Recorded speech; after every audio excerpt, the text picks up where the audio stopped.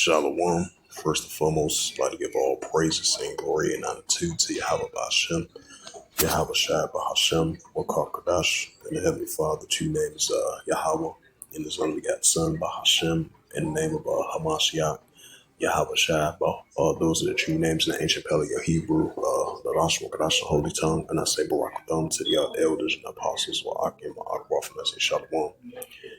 And and this is a sit-down lesson of the M.O.T.B news updates as of January the 8th, 2026 on this Thursday afternoon. And as we've been seeing more and more pushing, towards the central digital currency, right along with the digital dollar, Bitcoin, stablecoin, cryptocurrency, right along with the other nations pushing forth a cross-border payment. That's going to be an offline payment. It's going to be part of digital currency as we link towards that part, as we lean towards the pushing more and more of the digital dollar. As we know, the physical cash is going to be the thing of the past. And I just want to add a side note to that. All this is going to lead to the road into the M.O.T.B, which is recorded in the book of Revelations 13, verse 16 to verse 18, as I want to add an additional side note to that. And this is a news article from interactivecrypto.com as of January the 8th, 2026, published by Joanna Newman from interactivecrypto.com. And it reads, China's digital yuan versus US dollar. Could this CBC redefine global finance by 2030? It says China's digital yuan versus the US dollar. Could this CBC redefine the global finance by 2030? It says as of January the 8th, 2026, the financial world stand at a crossroads. China's digital yuan, officially termed by the ECNY, is rapidly gaining ground as a central bank digital currency. Currently, the CBDC, with a potential, should challenge the US dollar long-standing reign as the world's reserve currency, with over 140 million users already testing the digital yuan in China. According to the recent Public of Bank China data, this isn't just a technology experiment, it's just a geopolitical maneuver that could reshape global trade, influence the cryptocurrency markets, and alter the balance of economic power. Why does this matter to you? It says whether you are an investor, a business owner, or simply someone with a stake in the global economy, the rise of the digital yuan could impact everything from the value of savings to the cost of international transactions. Let's dive into what it means for the future and why the stakes have never been higher. The market analysts and key developments. It says the digital yuan's ascent is no longer a distant possibility. It's happening now. Launched as a plot in several Chinese cities over the past years, the ECNY has seen remarkable adoption by late 2025 transaction volumes using the digital yuan surpassing 14 billion as reported by the People's Bank of China. This isn't just about domestic use. China is aggressively pushing the digital yuan into a international trade growth initiative like the Belt and the Road, which spans over 140 countries.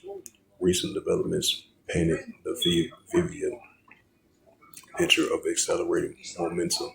In December 2025, China announced a partnership with several Asian nations to integrate the digital yuan into cross-border payment options. Meanwhile, the US dollar, which is currently accounting for about 58% of the global finance exchange reserve per IMF data, faces growing diversification as countries exploring alternatives.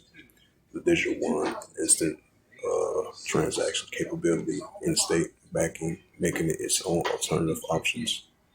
Right, because some of these nations that's using the dollar, some of them might be teaming up with other nations to do cross-border payments, coming with their own form of currency as they lean towards more and more of either the central digital bank currency, Bitcoin, stablecoin, cryptocurrency as well too. So definitely for sure, you're going to see some competition. You're going to see some other nations ain't gonna be competition with the U.S. dollar. It says the usual one is instantly transaction capable. It says the state backing make it more attractive option for nations to reduce reliance on the dollar.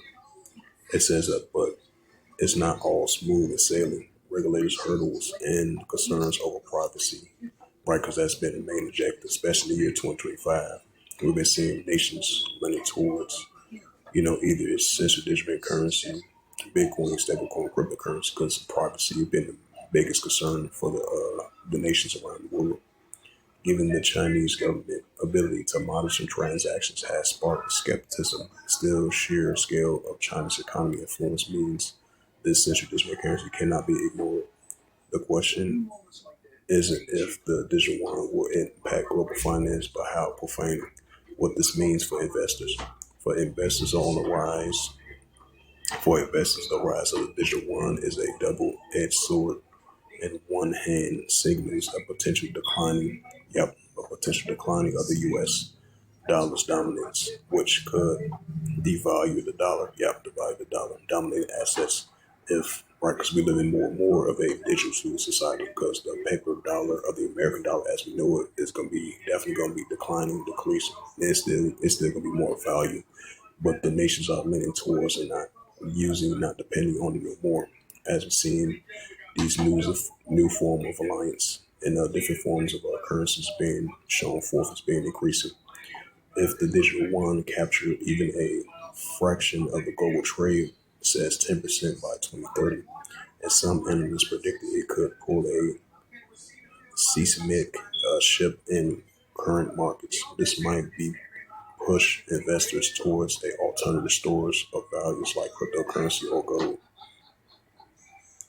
It says other hand, it says on the other hand, the digital yuan expansions could create new opportunities. Countries adopt the ECNY trade may increase economic activities, opening doors for savvy investors, emerging markets, in addition to global. Additional, the digital yuan rise could legalize digital currency as a whole, potentially driving more institute interest into cryptos currencies like Bitcoin and Ethereum.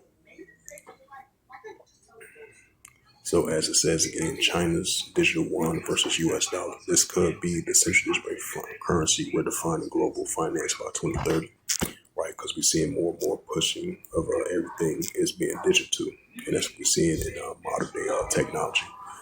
Because, digital cash and digital coins and digital currency is going to be the new form of finance. So the dominance of the American dollar that was been dominant for a long time. That nations that depending on it now, they starting to slowly but surely turn away from it. And they teaming up with these with the BRICS nations and other countries that using alternatives to forms of currency and not depending on the paper dollar no more. So that shows that we're leaning towards a digital economy, a digital currency economy, and digital global finance, because the physical paper dollar is going to be a thing of the past, and all that's going to lead to the road to the pushing of the digital RFID chip. This is Revelations 13, verse 16, and it calls of all, both small and great, rich and poor, free or bond, to receive a charagma in their right hand or in their FOREHES, right, the pushing of the digital RFID chip, or the MARK of the BST that they want to implement inside your body, in your right hand or your upper part of your body. Revelations 13, verse 17, and that no man might buy or sell, say that he had the charagma or the name of the BST or know his name. Right, so the pushing of the MARK of the BST, once this comes into full effect, is going to be a time where, in order for it to buy or sell, that no man might buy or sell, say that he had the charagma or the name of the BST or know his name. Revelations 13, verse 18, here is wisdom, let him have understanding, count the number of the BST, for it is the number of a man, and his number is SIX, 303 squared SIX. So with that, hopefully this sit down lesson was edifying of the M.O.T.B news updates as of January the 8th, 2026, on this Thursday afternoon. So with that, I'd like to give all praises and glory and honor to Yahweh Ba'Shem, Yahweh Shai Ba'Hashem, Wakar Kadash, And the Heavenly Father, which you name is Yahweh, and His unbegotten Son, Bahashem, in the name of Hamashiach, Yahweh. Those are the true names in the ancient Paleo Hebrew, the last one I should tongue. And I say Barak Thumb to the elders and apostles, where I give my aqua to next time. I say Shalom.